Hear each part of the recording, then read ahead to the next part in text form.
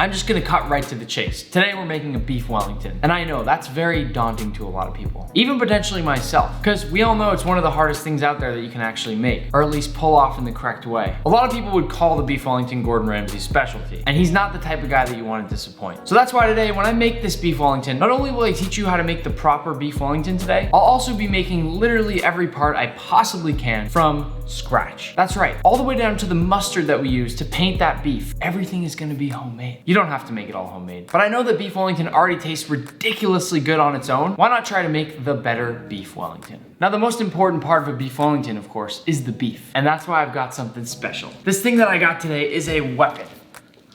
This big giant honker is a full American Wagyu tenderloin. Now, as you can see, it's wider and bigger at this end and a little bit smaller at the tip here. So I want to be basically cutting that part between my two hands to get that perfect piece. And look at that, we got all the seals of certification. This is purebred Wagyu beef. Now, as I use in most of my videos, this is from the Wagyu shop. And again, it's never an ad, but I always just toss that link in case you do want to grab any. Because given how much I cook with Wagyu, people ask me all the time where I get it, and that's where I get it. We genuinely, truly don't have any sort of deal together. But with that said, we're starting with the best of the best right now. Japanese Wagyu would be a bit too fatty to use for this because we're gonna bake it in the oven in the end to get that perfect golden brown Wellington. And we don't want all that fat melting. So for now, this is what we got. Now, while we let that tenderloin come up to temperature, we're gonna start with what's called a duxelle. That's spelled D-U-X-E-L-L-E-S. It's essentially a fancy filling we're gonna make with mushrooms, shallots, garlic. It's actually quite tasty, and it's not too hard to make, so don't let the name scare you. To start, I'm gonna dump out a little over a pound of assorted mushrooms. I had my mushroom guy go out and forage for some fun, unique things here. So just like anything else in the kitchen, we're really not messing around. After trimming down all our mushrooms and making sure we've taken off any of those unwanted stems, we're gonna start chopping. You gotta know this ahead of time. This part might get a little bit messy because we need to get these nice and small. Usually I just start to go for it. Now, there's a few methods to chopping these mushrooms up because it's gonna take you a while. My favorite way is to typically put 2 knives between my fingers and then just go like this up and down all my mushrooms to get those chopped up really nice and fine. But another way I've seen people do it is to just go like this. Now, that's definitely a little bit messier and the mushrooms fly all over the place. But whatever it takes to get those down to a really fine, small granule is what you need to do. These are gonna be used to essentially make this paste, almost like an olive tapenade, that'll be enveloping our Wellington. So they've gotta be nice and small. Once your mushrooms have been nice and finely chopped, your kitchen counter area is definitely gonna be a bit of a mess. But trust me, your work here will be worth it. These are in nice small bits here. And now we're ready to chop up those shallots and garlic. For our shallots and garlic, I typically like to do about 2 medium-sized shallots and then just a couple cloves of that garlic. For those of you that hate peeling off those little bits outside of each clove of garlic, I got a trick for you. Simply take some sort of jar or a cup, then cover it up and shake. It's like the shake weight. Once you open that up, a bunch of the cloves should already be fully peeled, and it makes your life so much easier. Another trick to get that garlicky smell off your hands once you're done is to rub your hands across something stainless steel, like the head of your sink. Believe it or not, that's the best way to get off that garlic smell. Now, for the garlic, since I don't like to cut on my cutting board and I'm also lazy again, I'm just gonna put the cloves into my garlic press and go right into a bowl. This will give us all that fresh garlic flavor without having to mess up our board, and it makes our life a whole lot easier. As for the shallots, we just wanna kinda chop those in the same way that we chop those mushrooms. There doesn't have to be any special method here. Just make sure they're relatively all the same size. So, believe it or not, with the shallots, I know this recently happened on a video with onions, but I've been cutting shallots long enough right now that, I don't know, I'm getting a little emotional again. It's not the worst practice to practice chopping this with your eyes closed.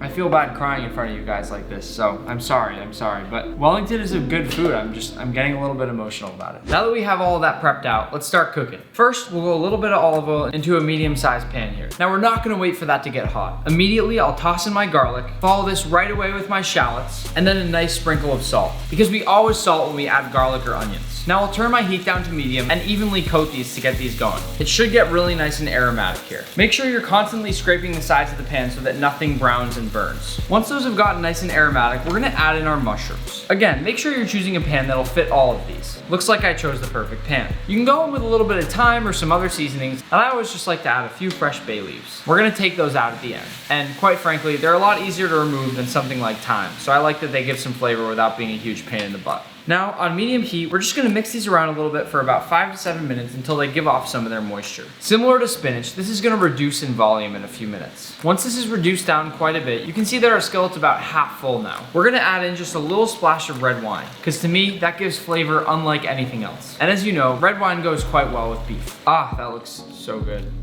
We're not filming, right? Okay. No.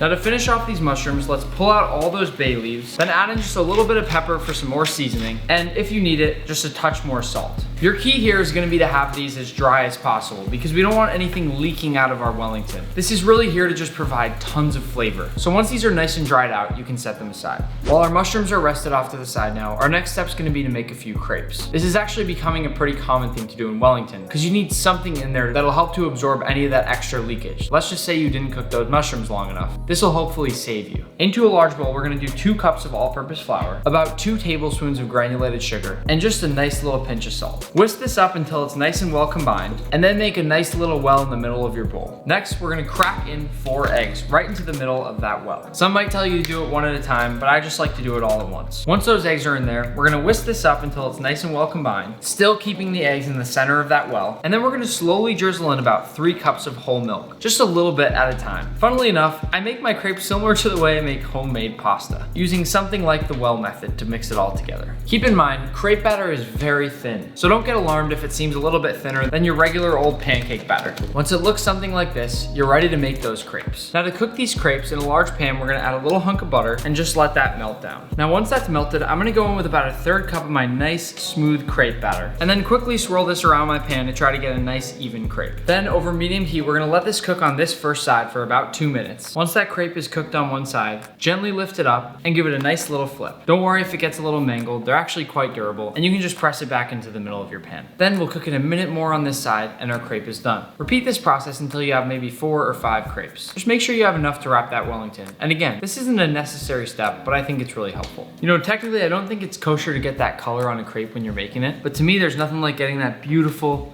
soft golden brownness. Ow, God.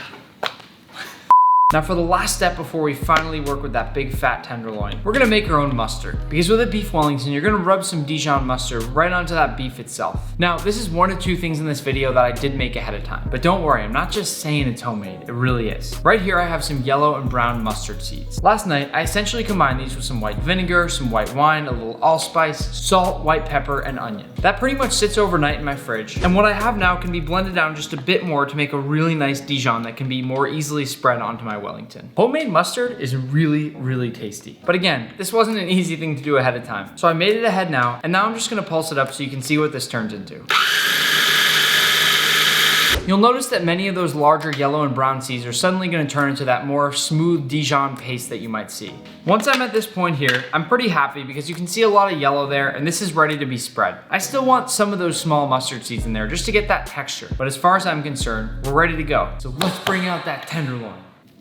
Congratulations, you've made it to the beef. The first thing we're gonna do without damaging that beef is slice it open. But because I know there's gonna be a lot of juice there, I'm gonna put a paper towel down. You always gotta be smart in the kitchen, and all it takes is just a few messes not to mess it up again the next time. I'll tear through the plastic to expose what's a beautiful, beautiful tenderloin here. And ooh, I like that logo with the cow. It's pretty badass. All right, now it's all about finding that perfect piece. I've been peeling off some of this fat, but more importantly, some of this silver skin that we really don't want in our Wellington. Some of it like this is actually pretty easy to peel off. And it'll just help so you don't get any of those nasty little bits when you go to eat. I realize I just called this a Wellington, and it's a tenderloin, but you get what I mean. Make it look pretty. Now, if I flip it around, you can see that there's sort of a weird portion here that's not really attached to the main part. I'm gonna cut that off, because in reality, I need this one nice uniform piece. And to me, that's looking like it's right here. With a few nice clean cuts, I'll come all the way through with my sharp chef's knife.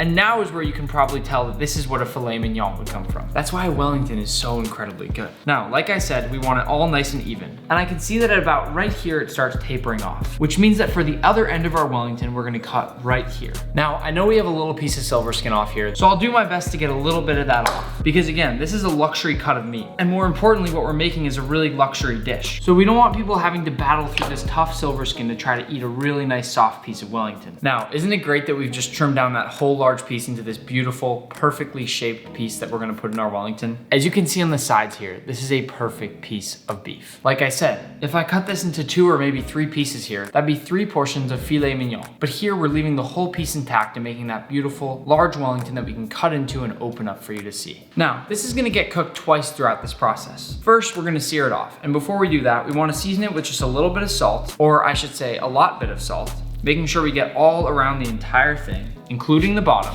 And then I'll also hit it with a nice little serving of fresh cracked pepper, which again, is just providing even more flavor and is a key part of just seasoning all along the way. Once you've rolled that around in its seasonings a little bit, this beautiful hunk of meat is ready to sear off. First, we're gonna add a little bit of oil that's got a high smoke point. That's right, it's time to sear off that tenderloin. Now, once it does reach a smoke point, we're gonna sear on each side for about 1 minute and 30 seconds or so. Depending on the size of your tenderloin, maybe a little bit more, but no less. Again, we're cooking this more later, so we don't wanna overcook this right now or your Wellington is totally screwed. Not actually, but seriously, just try to be careful with the searing here. For now, I'll place it into the pan. There's gonna be a lot of smoke. Our goal here is to get a nice crust, as well as just lightly start cooking this thing before we go to cook it the rest of the way in our oven. This is such a nice cut of meat that the Wellington can be nice and rare when it comes out of the oven. So I guess I should also say that if you like your meat on the more medium side of things, maybe cook it a little longer in here, because the oven you can't really control, given you're gauging the cooking process based on the puff pastry on the outside. You don't have so much wiggle room to leave it in the oven any longer or shorter there. Otherwise, your puff pastry won't be golden brown. Once this is all set on the first side, we're gonna flip it onto the second side and let it sear more. But first, take a look at the crust that we've already gotten on here. Also take note on the edge of your tenderloin how much it's already cooked in, because you want this to be even on all areas. Once that second side's done, one more flip. Again, about 1 minute and 30 seconds on this last side here. Then all we have to do is kiss those ends and this thing's ready to go. There's gonna be a lot of smoke at this point, and I already know I'm gonna set off the fire alarm in my building. But now, kiss both ends of that Wellington. I'd say only about 30 seconds or so on each side. And once that's done, we're gonna take it off the heat immediately. Look, standing by itself. Now right away, with your Wellington sitting on a paper towel to catch any of those extra juices that might flow out, we're gonna paint the entire thing in our homemade Dijon mustard. I know most of you are probably gonna buy the mustard, and I'm not gonna judge you for that, I promise. After all, if you're daring to make homemade beef Wellington, you're already a pro and fearless in my book. But my point here is to get a nice Dijon mustard. You've already spent your money on that nice tenderloin, you've bottled the other ingredients, so why skimp and use some crappy mustard? It just doesn't make any sense. When coating this, make sure you really paint the entire thing. Similar to the salt and pepper, you want to cover all sides of the Wellington to get that flavor. Whenever we're cooking, we're all about maximizing that flavor. I'll roll this thing over and get that last side of our Wellington. Usually you'll pretty quickly pick out what's going to be the bottom of your Wellington. And because this is the part of my Wellington that seems to be splitting the most, I'm going to use this as the bottom just so we can keep the nicest shape possible here. Once you've given it that full Dijon mustard treatment, we can assemble our Wellington. We're finally ready to layer on that Wellington. So first, we're going to start with those crepes. I've got a nice big stack of them going on here. And because we have a really fat welly, I think I'm going to use about 3 to make sure the whole thing wraps up okay. Our next step here is going to be layering on that prosciutto. To be quite honest, I question most foods, and I've really never questioned why prosciutto is something that goes in Wellington. But I guess prosciutto is a really good tasting meat, and I'm not mad that it's in here. I more just wonder why. Next, you already know we're going on with those mushrooms. You just want to be layering these bad boys on in a nice thin layer, but also put enough that you get all that mushroomy flavor. Because I have to say, as weird as it looks, this is one of my favorite things that goes into Wellington. You might not like mushrooms, and I'll be honest, I'm not even the biggest fan myself, but this tastes incredible. And now, the moment you've all been waiting for. Down we go with that Wellington. Keep that thing as tight as you can. As we come up under those crepes and begin to roll, make sure you really are bringing this in as tight as you possibly can here. The final Wellington's just gonna look so much better if everything's nice and tucked in. Now I'm gonna come in with my ridiculously large saran wrap, or plastic wrap, whatever you wanna call it. And that's when we tuck our Wellington into a nice little sausage, rolling it up again and keeping it as tight as possible in the process. I'll do the same thing again with my plastic wrap, really rolling up that Wellington, but more importantly, getting some nice tails on there, just so that I can cinch up those edges and make it really nice and tight in here. This right here is the stage where our Wellington goes to sleep for a little while. It's basically that step just before we cook it, where we want to give it a chance to firm up a little bit again, and get into that nice oval shape that we want when we cut into it. Now that it's nice and wrapped up, we'll place this in the refrigerator for about 45 minutes until it's firmed up. Now we want a really nice sauce with our Wellington. To me, that's an extremely important part, because yes, your Wellington's gonna be juicy, but you want some nice sauce there. Who doesn't? First, I'm gonna go in with a little bit of butter. Let that melt down, maybe even brown a little bit just for that extra flavor. Then come in with some thyme. It's gonna crackle a lot, but I like to put this in first to really let the butter zap that flavor out of there. Once those have cooked down just a little bit, I'm gonna add in some shallots. Again, those give such good flavor for a stock like this, so I wanna work those into this somehow. Saute these up just for a little bit, not necessarily browning them, but really just getting out that flavor. And once that's nice and hot, we'll go in with a little bit of red wine. And once that wine's in there, we flambe. Now I'm gonna toss in my homemade bone stock. I have been saving things for about 3 months, all in my freezer. Onion peels, extra onion bits, and all the peels from the onions, carrots, celery, anything that's going bad, red peppers, whatever. Check out this jiggle. I let this stock go for about 9 hours overnight, and it is jiggly as can be, which means there's a ton of collagen in there from all the bones. Now first, this will be quite satisfying. I'm gonna peel it right out of my bowl.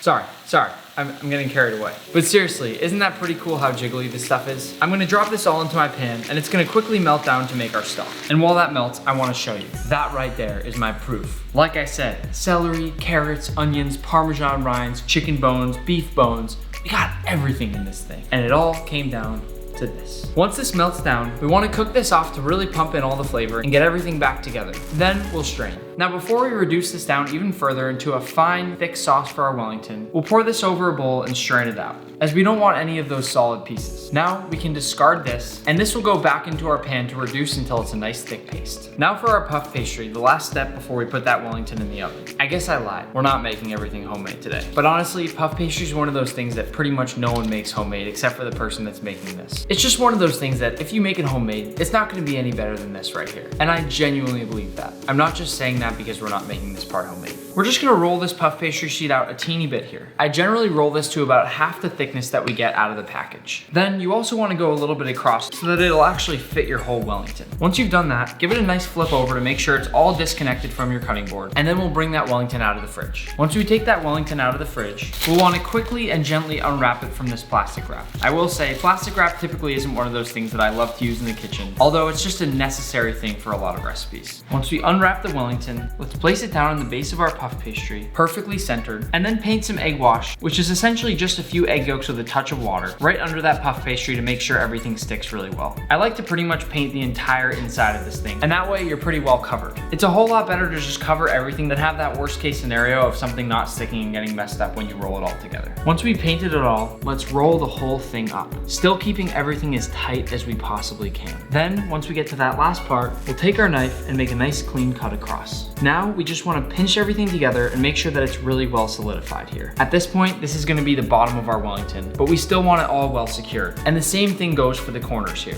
which we'll pinch together and then wrap somewhat like a dumpling. If you want to, you can even take a little square off the ends and go like that. It actually looks kind of cute. Now I'll do the same pinching process on the other side of my Wellington, and perhaps put that same little cap on the end here to make it look nice and uniform. Then we can place it on our baking sheet. Here, I just want to lift up quickly and place it down fast so that nothing breaks. Again, we want to work quick here. Now at this point, to get that nice golden brown shine, we want to paint the entire Wellington with egg wash again. This is going to give it that beautiful golden brown color that we're all looking for. So you really want to make sure you paint every last part of it if possible. This is where you get that true beauty on your Wellington. And I know I've mentioned this before, but I actually happen to really enjoy painting this kind of thing. I don't know what it is, but as someone who cooks all the time, it's quite nice to just whip out a paintbrush and start using that instead of your hands or a spoon. If you have an extra sheet of puff pastry and happen to weirdly have one of these lattice rollers, which I only have for making some dessert I made a while back, you can put a really nice pattern on top of your Wellington. We'll start just above the very edge of it, and while holding the back, go all the way down my sheet here. Then, with my knife, I'll trim all the way down this puff pastry, going gently down both sides here. This will leave me with a beautiful lattice pattern that I can place over the top of my Wellington. I'll bring the tray back into frame here, and now once we've spaced it out and have that perfect lattice pattern, we'll lay this perfectly over our Wellington, pressing it lightly and tucking it around to make sure we get that perfect pattern all the way across. Once it's fully tucked in, we'll take a small knife and trim everything to make sure that it fits right. Again, this is definitely not a necessary step, but we've come this far that why not make it perfect? Once we've fully tucked in our whole Wellington, we're gonna hit the whole thing once again with a little bit more of that egg wash, making sure this is all pressed down and secured, and also making sure that all that lattice pattern also gets the golden brown color. And then there's only one more thing to do before it goes in the oven. Can you guess what it is? I'll give you just a quick second here while I paint it to think about it. If you haven't figured it out already, just think seasoning. That's right, just a teeny bit of salt right over the top of the Wellington here, maybe hitting the sides as well to make sure that everything is covered in just a last little bit of salt. And then we bake it. I can't tell you how excited I am to say those words. Wow, we're taking flaky salt to the next level with this stuff. At this point, I'm gonna put this in a 415-degree Fahrenheit oven, and honestly, I can't really give you a strict time here. You've worked all this time on it, so after about maybe 8 minutes or so, start watching really carefully to pull it out when it's nice and golden brown. Guess I'll see you in a few minutes.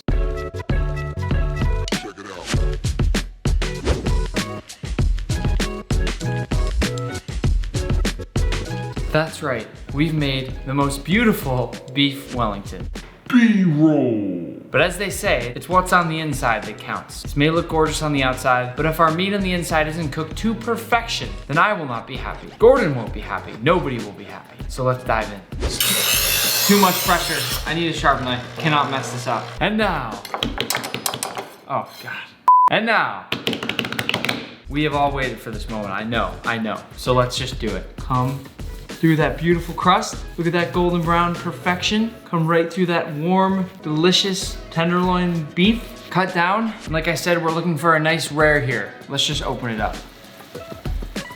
Oh my God. That looks good. Come on, guys. Now hear me out here. Sometimes on camera, things can look weird. And from what I can tell right now, this looks perfect. But I'm just gonna say this. The way that you test if you're making a Wellington and wanna know if it's perfect is simply by touching the very middle of that beef. If it's nice and warm, just like we have here, then you've nailed that medium rare. I am absolutely, completely 100% blown away by the cook on this beef Wellington. And now it's time for the last hurrah, eating it. Now to finish off this Wellington, I'm gonna take a little slice. And today I'm actually gonna sit down and enjoy the food. Usually I really just kind of get after it. You know, just take a bunch of bites out of it while I'm still going. But today we're gonna sit down and actually talk through this thing. To start, I'm gonna take a nice thick slice through our Wellington. It's sometimes not the easiest thing in the world to cut, but as you can see here, I got a pretty darn good slice. For the rest of our Wellington, I'm gonna move this off to the side. You already know I'm eating that whole thing later. Now today, let's give it a nice little plate. I'll start by coming under the Wellington and putting it nicely down on our plate here. To me, the black plate really lets you see the food well. Now to finish the plating here, let's take a little bit of that reduced bone stock, which is now that really sticky, thick, delicious glaze. And we'll add a little bit right at the base of our Wellington here. Just barely touching the edge and just enough to get enough sauce to enjoy this thing with. Now to finish it, just to liven things up a little bit, I like to sprinkle a few freshly chopped chives over my Wellington. And that's it. This right here is the whole dish. This is what we've worked for. Now yes, I think you might be wondering why we have this small little plate off to the edge. And you may have guessed it already. That's for Pesto. If you don't know who that is, that's my little hamster. And I'm gonna give him a tiny little piece of the Wellington put right there. That's just got a little bit of that meat juice right under it. Then I will top that with one tiny piece of chive, as he's not supposed to have much onion since it's a little bit spicy for him. And then just 2 drops of that beautiful chicken glaze, which he will absolutely love. Now, it's time to sit down and enjoy. Now, Pesto is a very lucky hamster, and he's crawling all over my hands already because he knows there's something special in front of him. I've told this before, but he was on sale, so instead of $12, he was actually only $9. And he always eats food that's a heck of a lot more expensive than him. But I love him so much. And those numbers don't really matter to me. Now I'm gonna place Pesto down and just let him enjoy right next to me so that we can have a really nice family meal together. Pesto, give it a try and see what you think, buddy. I'm really curious to see your thoughts. How is it? You are right. That is absolutely spectacular. Not only does it look beautiful, but it tastes so good. Did you finish already, dude? Come on, slow down a little bit. Enjoy it. Now, there is something special about this beef Wellington. It is the softest, most tender beef out there, and I don't even need the chef's knife. In fact, it's probably dangerous to have it around Pesto. I can very easily use my little fork here just to cut this meat. It's that tender. And when I pick up a bite, it's just like biting into a soft, creamy pillow. Now it looks like Pesto's finished his meal here, but I've still got a ways to go, so I hope he'll wait around while I finish up. Pesto, that's your plate. This is my plate, that's your plate. Pesto keeps trying to eat my Wellington. I think it's time to put him back in his cage, but he's proved his point here. He loves the Wellington. Thanks for being here, buddy. Now I'm serious when I say there's something very special about this Wellington. It starts from that really incredibly soft and tender tenderloin on the inside there. That's why they call it tenderloin after all. But then you bite into those creamy mushrooms, that beautiful blend with the slight hint of that red wine that's in there, and it is so, so good. It's so, so soft. After that, of course, you're immediately hit with that crispy, buttery, delicious puff pastry. Think of biting into a croissant and then into a piece of filet mignon. And that's what you're getting with the Wellington. But that doesn't even begin to describe all the flavors in here. Of course, we have salt and pepper, but it's so much more than that. That sauce is what really brings it together. Save up your bones, save up all those veggie scraps, save up your Parmesan cheese rinds, I'm telling you. Then once in a while, you toss it all in a big pot, cover the whole thing with water, maybe toss in a few bay leaves and a nice sprinkle of salt, and just let that cook. The further you reduce that, the more flavor will be there. And I'm telling you right now that it makes any stock from the market taste like, I feel so bad for the neighbors when I do stuff like that because they can see right in the windows and it just must be terrible for them. Now I'm gonna take one last little bite here. But I really want to say that this video has been an absolute pleasure to make. I really hope you all love this because a beef Wellington isn't the easiest thing out there, but what I'm trying to show you is that you can do it. Seriously, if you've watched this video, you know how to make a beef Wellington now. And again, you don't have to make it all from scratch, so don't worry about that stuff. Here's the worst thing that happens. You pull it out of the oven, and maybe it's a little underdone. Press those babies back together and just shove it back in the oven for a few more minutes. That's fine. There's ways to get around all the user error that can come with making something like this, but I'm telling you, you can do it. Now, thank you for watching the video. This was such a fun one. Don't forget to hit that subscribe button and the notifications bell because you don't want to miss any of the videos that are coming up. I was on the phone not long ago trying to get a 75-pound full wheel of Parmesan cheese here. Just wait till we roll that through the door. Now, this Wellington is still hot as can be. And I know I have some good heat tolerance, but I can't yet hold this with my bare hands. But all I wanted to say is thanks for watching, happy cooking, and I'll see you next time.